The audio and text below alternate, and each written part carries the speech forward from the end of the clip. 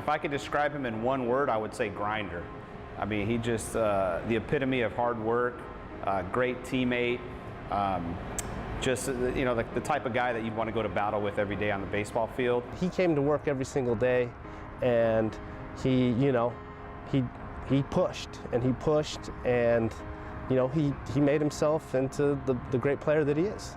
Who would have thought that skinny kid that had to be DH for at El Dorado High School would have developed into a Hall of Fame athlete? It's a tribute to your dedication, hard work, and passion for the game. I'm the starting guy. I'm not going anywhere as a senior, and he pushed me to be better. And so I knew right away that, you know what, this guy's going to hold down the fort for some time here while he's here. But Brian was probably the loudest person in our dugout during the game, just constantly barking at the other team and just chattering the whole entire game. We're playing, trying to go to the World Series again, and him getting it done, not only on the field but on the mound, And so that was pretty special to be able to witness that. Brian accomplished a lot of great things while he was at Chapman. But one of my favorite stories of Brian comes from the last regular season weekend that he had at Chapman in '04. It was Brian's presence that weekend more than his play that allowed us to sweep the weekend and get that NCAA playoff berth. He's not the fastest guy, he's not the quickest guy, he's not the strongest guy out there, but what set him apart was his ability to show up every single day ready to work, and just his attitude. He was always positive. Congratulations, Brian. Well done. Brian, hey, congratulations on a wonderful career here at Chapman. I feel privileged to be a part of your great career and witnessed it. Congratulations again on a great accomplishment, and it's very well deserved. I just want to say congratulations, Brian. It couldn't happen to a better person. This award is not just about your ability as a baseball player, but how great of a person you are, what you did in the classroom here at Chapman, and just what kind of teammate you were overall. And we just want to say congratulations.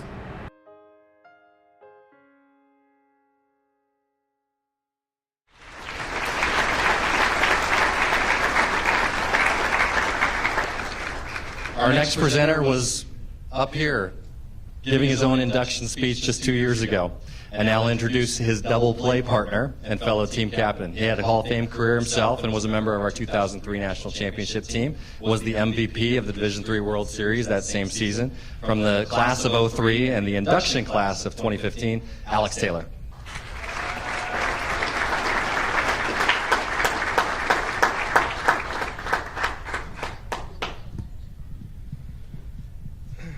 So I've been to this event 7 times now.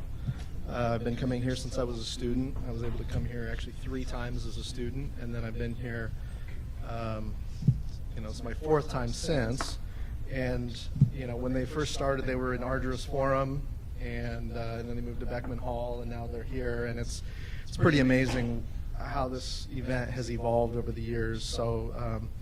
The members of the committee really should be commended for what you guys have accomplished over the years. It's really amazing. So Brian and I both came to Chapman as freshmen in the fall of '99. By the time I left Chapman in 2003, we had been to the Division III World Series 3 times. We went through a major coaching change, and we won a national championship. The only person who was there at the end of my career was Brian. So, who was there at the beginning, of course. So we were the only 2 left from our original freshman class. Brian was a shortstop, and for the most part, I was a second baseman. I played more games next to Brian than any other single person in my career, and I suspect the same is true for Brian. We even were teammates on a summer league in Connecticut. Brian had a lot of accomplishments in his career. He had 3 home runs in 1 game at the Masters. He was the team Triple Crown champion his freshman year. And for those of you that don't know, that's the highest batting average, most home runs, and most RBIs on the team as a freshman. He was a member of multiple playoff teams. He was an all-region player, all-academic student, and the captain of a national champion team. He even became a pitcher his senior year. But I think the reason we're here celebrating his career is a little simpler than those accomplishments. Brian represents exactly what we want to see in a Division III athlete. He was an excellent student. He was not highly recruited coming out of high school. He admitted to me that he didn't even bat much in high school because they would designate hit for him instead of the pitcher.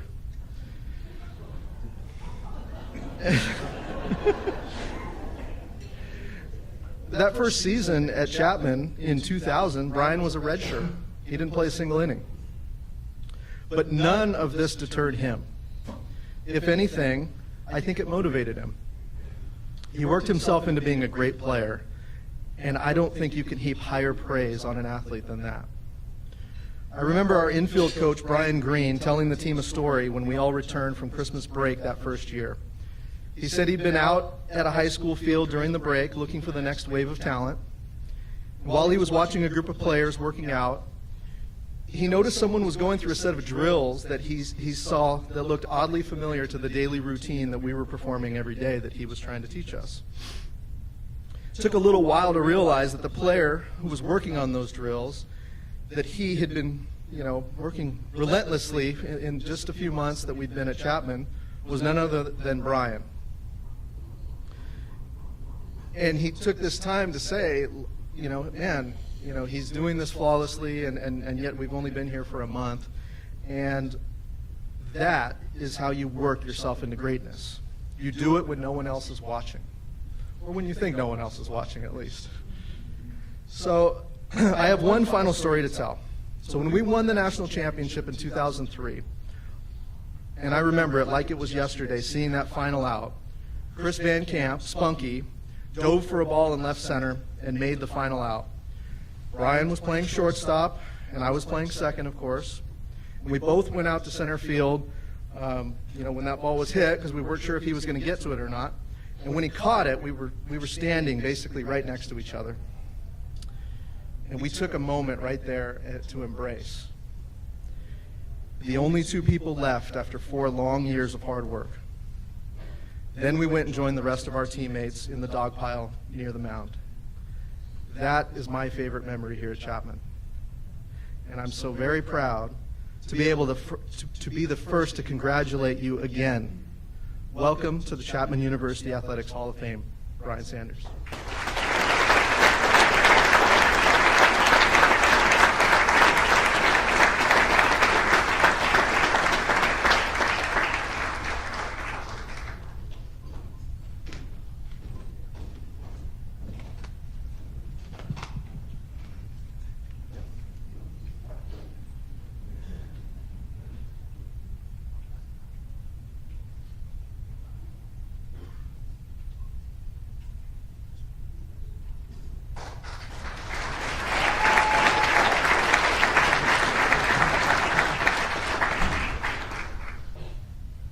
I didn't think I'd be this emotional. I feel very justified after 17 years because President Doty just told you that the baseball field was sketchy. And I made 21 errors my freshman year. So I feel very justified 17 years later you saying that, so thank you. I want to start by saying thank you to the Hall of Fame committee. Thanks to Doug and Emily for their tireless work on this night. I remember when I got the call from Doug, it was about a year ago now, and couldn't imagine myself standing up here. I actually thought I'd be up here with my teammates from 2003 before I was ever up here myself. Just started reminiscing on my time at Chapman, and what a great place this is, and how lucky I feel now to stand up here and represent the athletic department at a school like this. I also never thought that I would be up here speaking after Coach Lavin. Coach, Doug sent an email like a week ago, and you replied all, and I got 2 text messages like instantaneously from my sister and my mom saying, "Oh my gosh, Steve Lavin just texted or just emailed us." So we watched a lot of UCLA basketball when I was growing up. So as I started to reminisce over my career, I started thinking about the player that I was, and Tony and Bobby and those guys said it right. I didn't do a lot of things great, but I worked hard and did some things well. But I realized over the course of my career that I was also very lucky and I was very fortunate. There was a lot of things that fell into place for me to be here. There was a lot of things that fell into place for me to start as a freshman.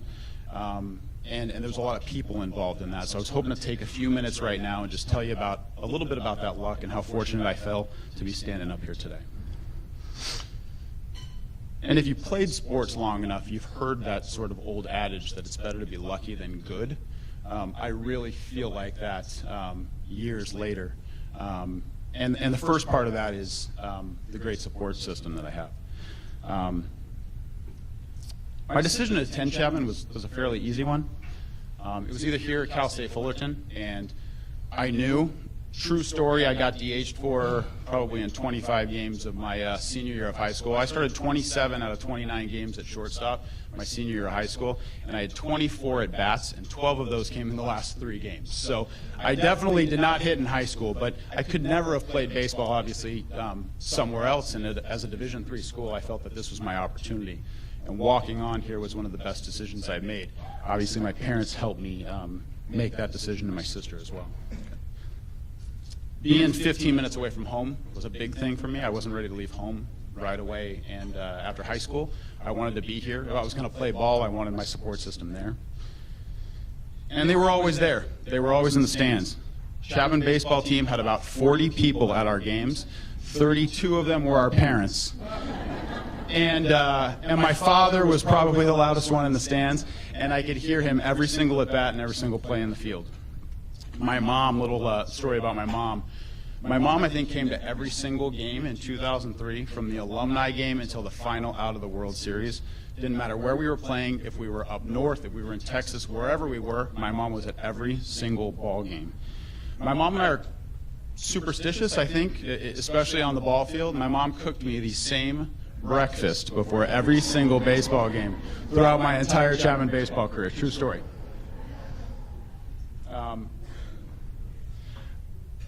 I don't know how I hit 3 home runs in a game.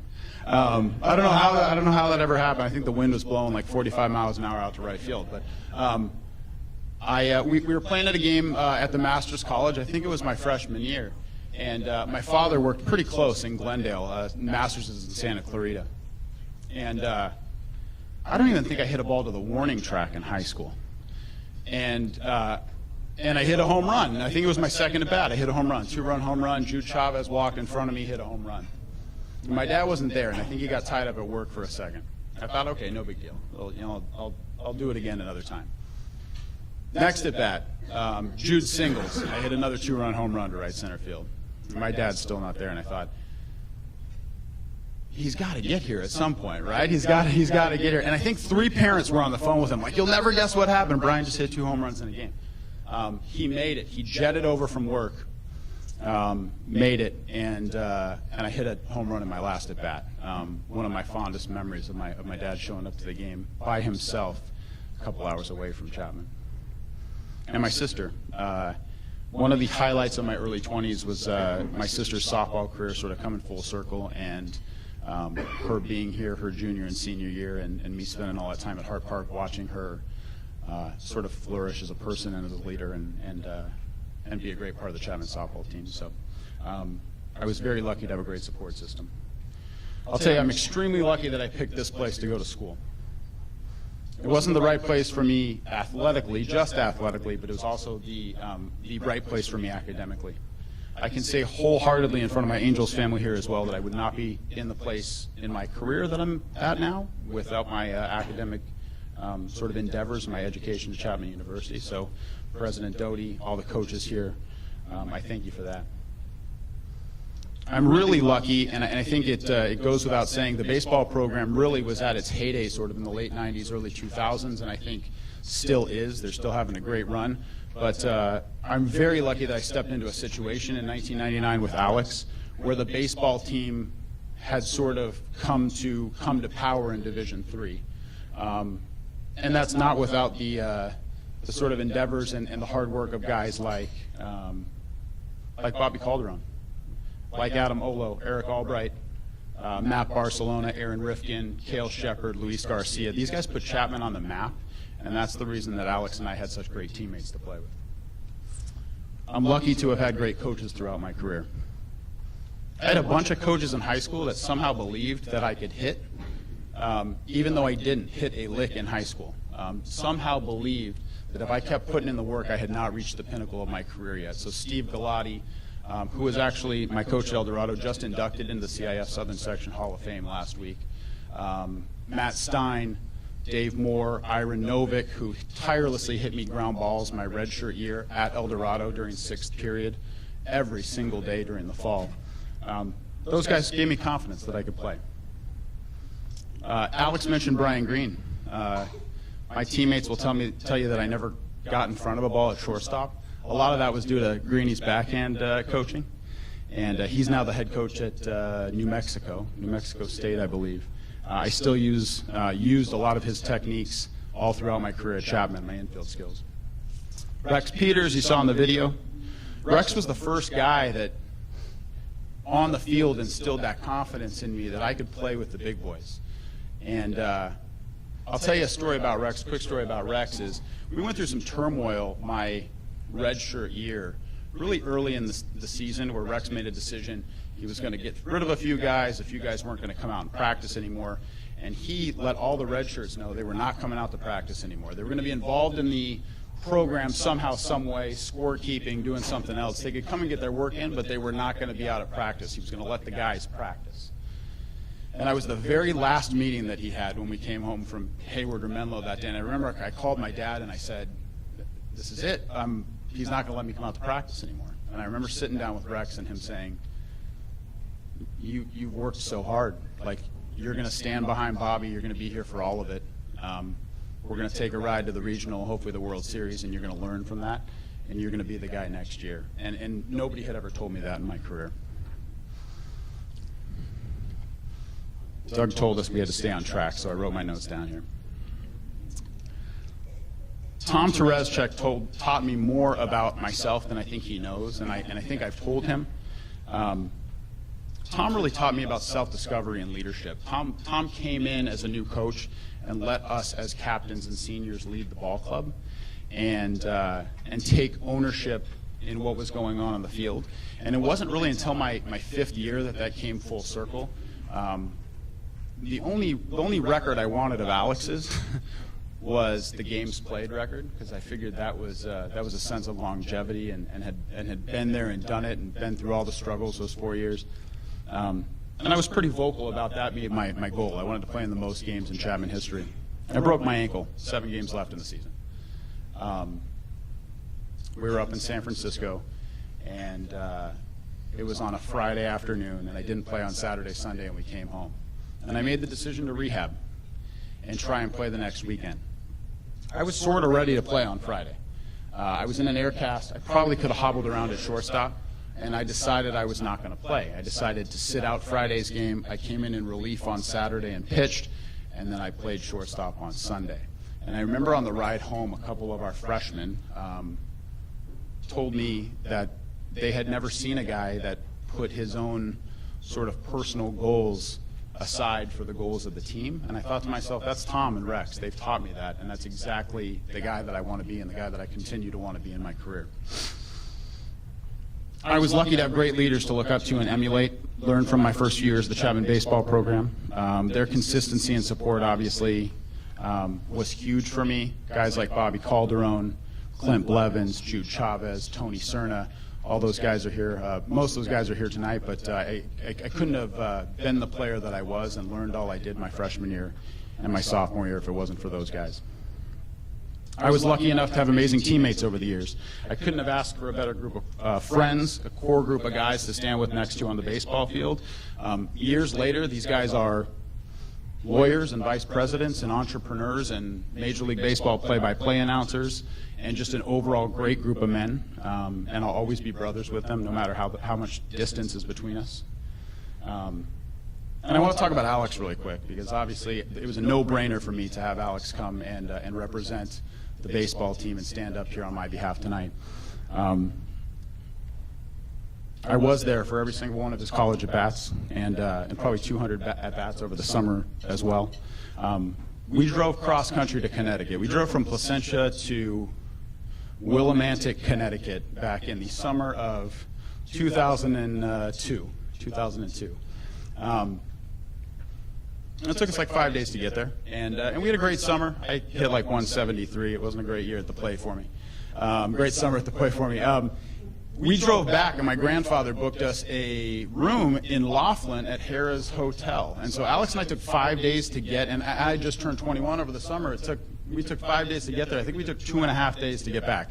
We drove Hartford to Indianapolis, Indianapolis to Albuquerque, and then Albuquerque to Laughlin. Gained 2 hours on the way back. We were feeling good. The Angels were on.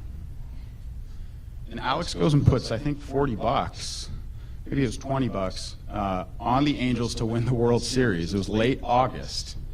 And I think they were 25-1 odds or something like that. And then I lost him for like 10 hours at the crap table. I don't know where he went. But the Angels won the World Series that year. And I don't know if you ever went and claimed that ticket, but he kept it in his wallet for a while. But Alex still had that ticket, I think, like 10 years later.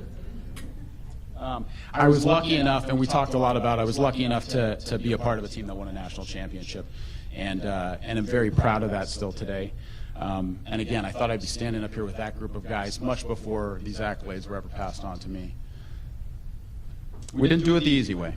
And Coach Curry opened the door with that statement about being on the phone with the NCAA travel guys. That comeback against Emory was something of legend. We were down 5-2 going into the ninth inning, and actually I think we had 2 outs, guys on first and second, still down 5-2, and it all started with an error to shortstop.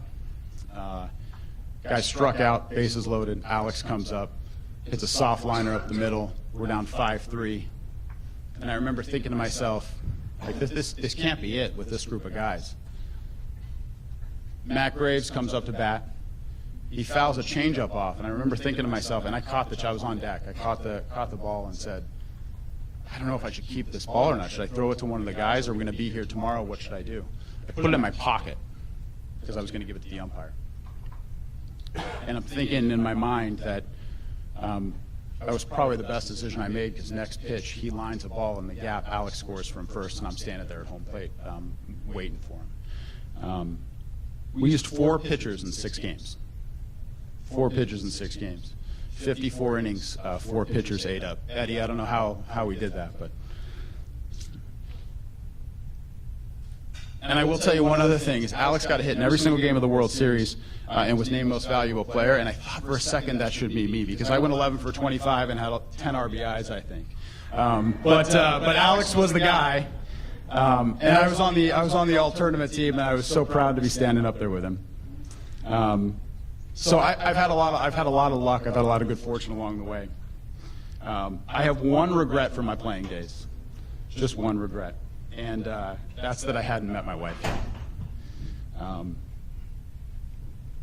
I wish she was able to share in the joy and passion that I had for the university and for the baseball program. She's given me the greatest gift of 2 kids and our wonderful marriage. And I'm so excited, and I told my daughter before I left today that I can't wait to come back and bring her to this and to see the plaque up at the football stadium. Thank you from the bottom of my heart. Thank you. It's an honor. It's humbling. And something representing this group I'll never take lightly. I'll try to continue to represent this school and the baseball program to the utmost in whatever I do. Thank you.